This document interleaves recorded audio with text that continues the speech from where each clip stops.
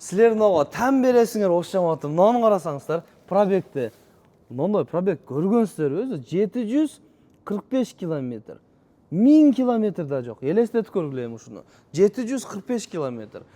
Бир мен укканда ишене албадым тондар. Элестетип көрсөңүздөр, кореец тондар жаңысынан Kia Sportage келип калыптыр. Kia Sportage уже дизайнга бериптир уже.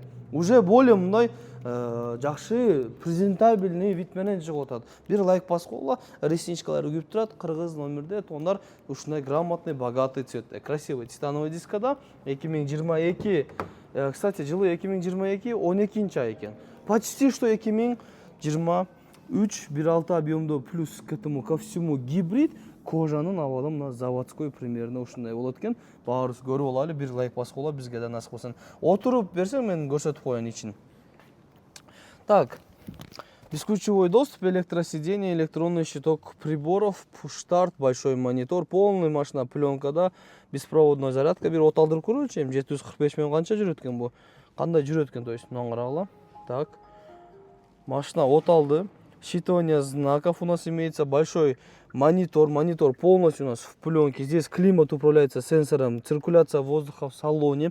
Считывание знаков. У нас камера на 360 градусов передает на щиток приборов. Шайба, коробка, подогревы, обдувы сидений есть. Также горный спуск, автохолд, драйв-мод, подогрев руля. У нас также имеется кожаная, но полная пленка. Пленка. Здесь пакеты. У нас все в пакетах. Боковой помощник, мультируль, голосовой круиз, адаптивный, активное подруливание, электронный ручник. Онları артында өтүп көрсөтүп коелу. Көрүнүштөр, задние подогревы сидений, кожаный абалы эми тонар слов нет.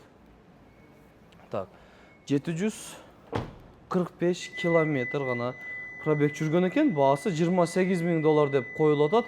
Ылыйга номер жазып коебуз описанияга. Ошол номерге чалып, ээси менен прямой сүйлөшөсүздөр любой суроо боюнча.